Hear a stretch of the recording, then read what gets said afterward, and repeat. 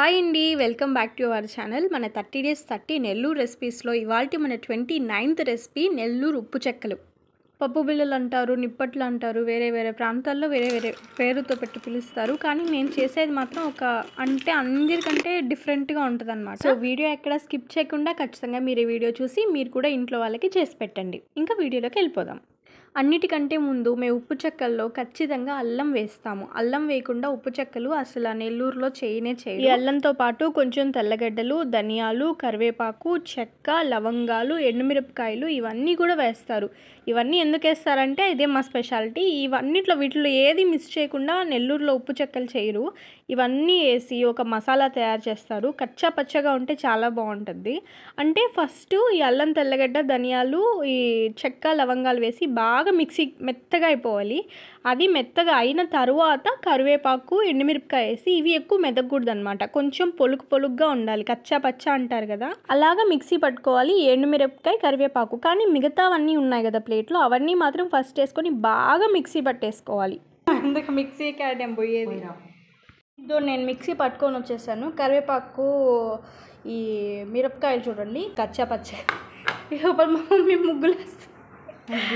ముగ్గు కాదా, ఏందది? చిట్టి అమ్మ. ఏ ఉంది, నువ్వు నేను అమ్మ చిట్టి అమ్మ. సరే, ఇది మొత్తం వేసేసాయి. ఇంకా ఇది వేస్తేనే టేస్ట్ దీంట్లో. అంటే మేము చేసేది చాలామంది చాలా రకాలుగా చేస్తారు. మా రకం ఇది అనుకోండి. ఇంకా మళ్ళీ కరివేపాకులు కూడా వేయాల. 2గా చీల్చేయి మమ్మీ, నువ్వే తీసుకో. 2గా చీల్చి వేసేసి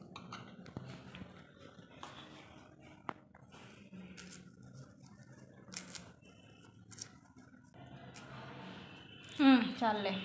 ఈ ఉప్పు చెక్కల్లోకి ఇంకా ఏమేమి వేయాలో ఒకసారి చూడండి. వెన్నపూస, ఖచ్చితంగా వెన్నపూస వేయాల్సిందే. అది లేకపోతే ఇంకా నెయ్యి షాప్లోదో ఏదో దాంట్లోది వేసుకోవాల్సిందే. తర్వాత పచ్చెనగపప్పు, అంటే శనగపిండి చేస్తారు కదా, ఆ పప్పు కంపల్సరీగా వేయాలి. వీటితో పాటు పెసరపప్పు, నానబెట్టిన సగ్గుబియ్యం కూడా వేస్తారు. కానీ మాకు ఇది పచ్చెనగపప్పు మాత్రమే ఇష్టం కాబట్టి అదొక్కటే వేసుకున్నాము. ఇంకొకటి ఏంటంటే కంపల్సరీగా ఆనియన్ వేస్తాం. పప్పు బిళ్ళలు, చెక్కలు అని అంటారు కదా, వాటిల్లో ఏమో ఆనియన్స్ వేయరు. అలాగే తెలంగాణ సైడ్ ఆనియన్స్తో పాటు ఇంకా కొత్తిమీర లాంటి ఆకుకూరలు కూడా వేస్తారు.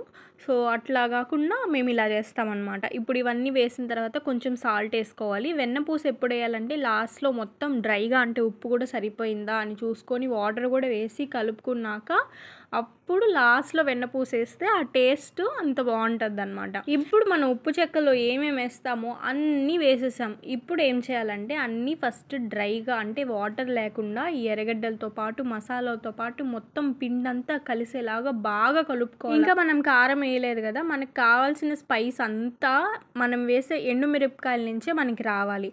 సో అంతా బాగా డ్రైగా కలిపేసుకున్న తర్వాత కొంచెం వాటర్ వేసుకొని బాగా కలుపుకోవాలి. పిండికి తగినన్న వాటర్ వేసుకొని బాగా ముద్దలాగా కలిపేసుకున్న తర్వాత అప్పుడు వెన్నపూస వేసుకోవాలా. మీ టేస్ట్కి తగ్గ, అసలు ఈ గెండిలో ఉంది కదా మొత్తం వేసేసినా కానీ బాగుంటుంది. కానీ అంత వెన్నపూస వేస్తే ఎక్కువ రోజులు నిల్వ ఉండదు, వాసన వస్తుంది, ఒక రకమైన స్మెల్. సో అందుకని కొంచెం వెన్నపూస వేస్తే బ్యాలెన్స్గా ఉంటుంది అన్నమాట. హాట్ షేప్ వచ్చింది మమ్మీ, హాట్ షేప్ వచ్చింది.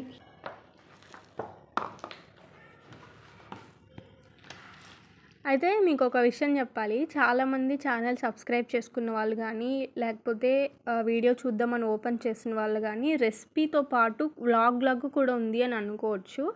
అయితే మాకు వ్లాగ్స్ చేయడమే ఇష్టము. కుకింగ్ అంటే మాకు అంత ఇంట్రెస్ట్ లేదు. ఎందుకంటే 1,00,000కి పైగా మనకి తెలుగులోనే చాలా ఛానల్స్ ఉన్నాయి. అంటే చెప్పలేం మనం, అన్ని ఉన్నప్పటికీ లాస్ట్కి కుకింగ్ చేయాలంటే తెలుగు వాళ్ళు విస్మయ్ ఫుడ్డే ఓపెన్ చేస్తారు. సో కుకింగ్ మీద అంత ఇంట్రెస్ట్ లేదు.